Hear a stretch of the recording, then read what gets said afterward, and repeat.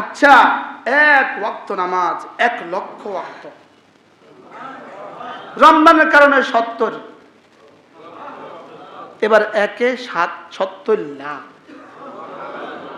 2 জন মুসলমান নামাজ পড়বে, 4 জনের পুরস্কার, 4 জনের নামাজ পড়বে 8 জনের পুরস্কার, 8 জনের নামাজ পড়বে 100 জনের পুরস্কার। রাসূলের অঙ্ক শেষ। 100 জনে কত, 1000 জনে কত, 1 লাখ জনে কত? গত জুমা ছিল 9 লাখ মুসলিম একসাথে। ওদের নিউজে হয়েছে গত জুমায় নামাজ পড়ছে 9 লক্ষ মুসলমান একসাথে নামাজ পড়ছে। এবার কত মনে চায় না যাইতে? বলেন না ইনশাআল্লাহ। আল্লাহ তাওফিক দান করেন। তাহলে রমজানের 1 নাম্বার কাজ সিয়াম, 2 নাম্বার কাজ কিয়াম। কিয়াম ফেলনা নয়, কিয়াম তারাবির নামাজ ফেলনা নয়। 20 রাকাত নামাজ, 40টা সেজদা, 1 মাসে বাড়তি দেওয়ার সৌভাগ্য 1200 সেজদা। আর লা সাজদাতুন ওয়াহিদাতুন খায়রুম মিনাদ দুনিয়া ওয়া মা ফিহা, 1 সেজদা দুনিয়ার মধ্যে যা আছে তার চেয়ে দামি। কত সেজদার বাড়তি ব্যবস্থা? 1200। আর যদি কোরআনে কারীমের পূর্ণাঙ্গ শোনার সৌভাগ্য আপনার হয়, পূর্ণাঙ্গ কোরআনে কারীম শোনা এটা কোরআনের এক সুন্নত। আল্লাহ রাসূল হযরত জিবরিলকে রমজানে 1 খতম কোরআন শরীফ শোনাতেন, জিবরিল রাসূলকে 1 খতম শোনাতেন। কোরআন শোনা এটা মুস্তাকিল ইবাদত। এর চেয়ে সুন্দর বন্দোবস্ত আর কি হইতে পারে? হাফেজে কোরআন পড়বে, আপনি পেছনে দাঁড়িয়ে দাঁড়িয়ে শুনবেন। হাফেজ সাহেব পড়তে থাকবে, হাদা কালাম রাব্বি, আমার কি আমার রবের কালাম। পড়ার জন্য কোরআনের সাথে 1 নাম্বার বিশ্বাস জুড়ে দেওয়া, 1 নাম্বার হলো ঈমান জুড়ে দেওয়া। আমানতু বিল্লাহি ওয়া মালাইকাতিহি ওয়া কুতুবিহি, 1 নাম্বার হলো ঈমানকে শানিত করা। কোরআন এই কথার উপর ঈমান আনা। কোরআন মুনাজ্জাল মিনাস সামা, কোরআন আসমান থেকে নাজিল করা, এই কথার উপরে কি আনা? ঈমান আনা। এটা হলো কোরআনের সাথে 1 নাম্বার কাজ। 2 নাম্বার কাজ কোরআনের সাথে উতলু মা উহিয়া ইলাইকা মিনাল কিতাব, 2 নাম্বার কাজ হলো কোরআনে কারীম তেলাওয়াত করা। বলেন কোরআনে কারীম কি করা?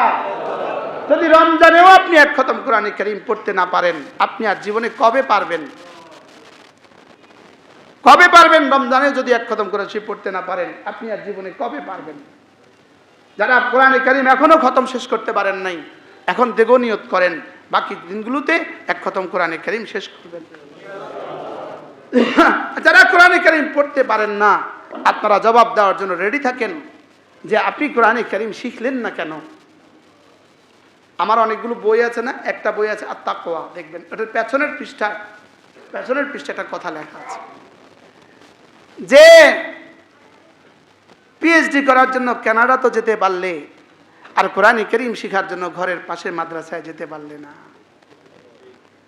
বলেন না বাস্তব না বাস্তব? আচ্ছা, রমজানের শেষ দশকে 20 তারিখে যদি আপনার কানাডার ফ্লাইট হয়, দোকানটা রেখে যাবেন তো? মাস থেকে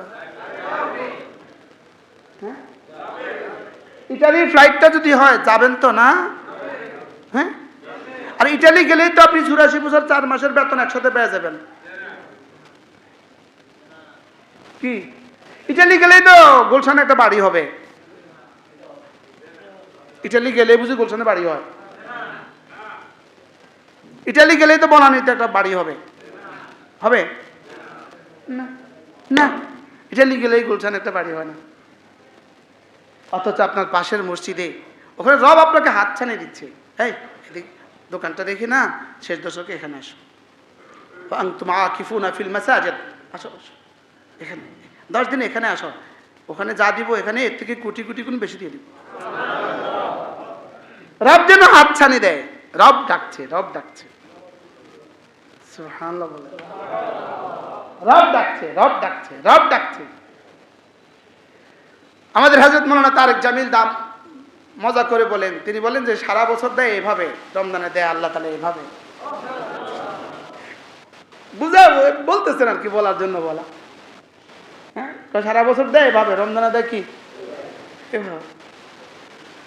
আর যদি মক্কা শরীফে যায় তো কিভাবে দেয় আল্লাহ জানে। তাহলে রমজানের শেষ দশক দামি বানাবো তো ইনশাআল্লাহ, সিয়াম দিয়ে, কিয়াম দিয়ে, তিলাওয়াতে কোরআনে কারীম দিয়ে। তেলাওয়াত শিখেন, তেলাওয়াত শিখেন, ছেলেকে তেলাওয়াত শিখান, মেয়েকে তেলাওয়াত শিখান। যে বাবা তার ছেলে মেয়েকে তেলাওয়াত শিখায় না, এ বাবা বড় দুর্ভাগা। লাকসাম বাইপাসের মধ্যে একটা বড় সাইনবোর্ড লাগাই রাখছে, কে লাগাইছে আল্লাহ জানে। একটা বুড়ো ছবি দিয়ে রাখছে, বুড়ো দুর্বল অসহায় বুড়োর ছবি দিয়ে রাখছে। তো বুড়ো লিখছে, বুড়োর বক্তব্য, বুড়ো লিখছে, খোকা তোকে আমি দিন শিখাইনি, তুই আমাকে বৃদ্ধাশ্রমে পাঠিয়েছিস। আমি তোকে বলছি তুই তোর ছেলেকে দিন শিখাবি, না হয় তোকেও আসতে হবে এখানে। আচ্ছা লিখছেটা কি? হ্যাঁ বাস্তব না বাস্তব? ওই সময় ঘনিয়ে গেছে, বৃদ্ধাশ্রম তৈরি হচ্ছে। সন্তানকে দিন শিখাবেন, আপনাকে বৃদ্ধাশ্রমে যেতে হবে না। ছেলেকে দিন শিখান, মেয়েকে দিন শিখান, আল্লাহর কসম ঠকবেন না, ঠেকবেন না। কি বলছি বলেন? কোরআনে কারীমের সাথে সবচেয়ে বড় সম্পর্ক বিশ্বাস, এরপরে সম্পর্ক তিলাওয়াত, এরপরে সম্পর্ক আফালা ইয়াতাদাব্বারুনাল কোরআন। কোরআন নিয়ে কি একটু ফিকির করবে না? কোরআন নিয়ে কি তাদাব্বুর করবে না? কোরআন নিয়ে কি একটু চিন্তা ভাবনা করবে না? আমি তোকে কি সুন্দর করে বলেছি। এবার হারামে পাকে যাওয়ার পরে আমার আর নতুন একটা অনুভূতি হলো যে আমি আমার কথা বলি আর কি, ভালোবাসার আবেগ। আমি বলছি রব আমার কান দুটো জীবনে কখনো ছিনিয়ে নিও না, যেন আমি শায়েখ মাহেরের তেলাওয়াত শুনতে না পাই। শায়েখ মাহেরের কোরআনে কারীমের তেলাওয়াত এই পরিমাণ সুন্দর, এই পরিমাণ মজা, যেন মন চায় যে যেখানে আছি ওখান থেকে উড়ে গিয়ে শায়েখ মাহেরের ঠোঁটে চুমু খাই। যে আল্লাহর কালাম এত সুন্দর, এত সুন্দর করে মানুষ পড়তে পারে। যদি কালাম শায়েখ মাহেরের জবানে এত সুন্দর হয়, নবীজি মুহাম্মদুর রাসূলের জবানে কেমন ছিল? এবার জান্নাতে যখন রব্বে কারীমের জবানে শুনবো তো কেমন হবে? রব পড়বেন, আমরা শুনবো ইনশাআল্লাহ। বলেন ইনশাআল্লাহ। রব কোরআনে কারীম পড়বেন আর আমরা শুনবো। কিভাবে পড়ে শায়েখ মাহের আমার বুঝে ধরে না, যে কলিজাটাকে ছিঁড়ে ছিঁড়ে নিয়ে যাচ্ছে। কিভাবে মানুষ কান্না করতেছে তারাবির মধ্যে, কিয়ামুল লাইলের মধ্যে, কিভাবে হেসকি মেরে মেরে দূর দূর থেকে কান্নার আওয়াজ আসতেছে। কি পড়ছে শায়েখ মাহের আর কি করছেন? কোরআন এত মজা, মানুষের জবানে যদি কোরআন এত মজা হয়, আফালা ইয়াতাদাব্বারুনাল কোরআন, কোরআন কি একটু বুঝবে না তুমি? হ্যাঁ, কত কিছুই তো বুঝছো জীবনে, কোরআন বুঝো নাই, তুমি কিছুই বুঝো না।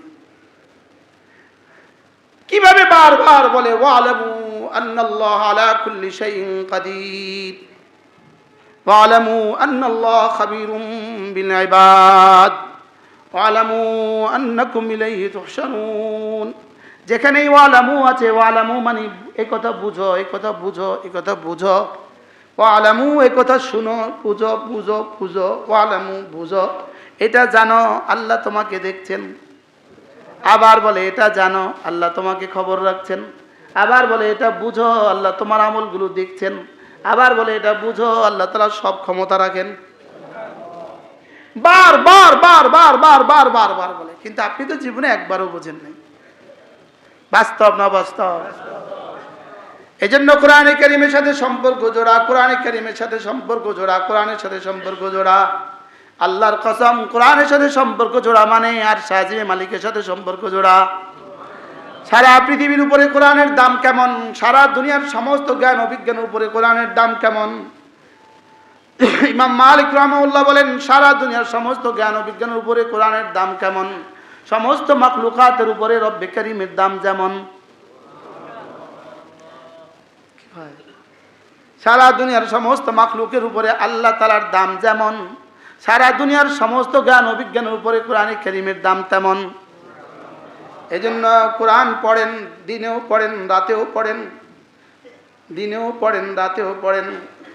কোরআন যেন আপনার হাতে ধরে বলে, রব্বে কারীম, ওকে আমি রাতে ঘুমোতে দেই নাই, ওকে আমি দিনে রোজা ছাড়তে দেই নাই, ওর ঘুম আমি নিয়ে গেছি, ও ঘুম মেরে মেরে আমাকে তেলাওয়াত করতো। হ্যাঁ, জীবনে একবারও তো, আমার জীবনে তো একবারও হয় নাই, আমার জীবনে তো একবারও হয় নাই। হযরত ওসমান মসজিদে নববী, আমিরুল মুমিনিন হযরত ওসমান এশার নামাজ পড়ে দাঁড়ালেন, এশার নামাজ পড়ে দাঁড়াতেন, মসজিদে নববীতে এশার নামাজ পড়ে দাঁড়াতেন, নামাজে দাঁড়াতেন। আর তিনি যখন সূরা নাস পড়তেন তখন মুয়াজ্জিন আল্লাহু আকবার বলতো। এটা ছিল হযরত ওসমানের জীবনের পুরো জিন্দেগির আমল। সুবহানাল্লাহ বলেন।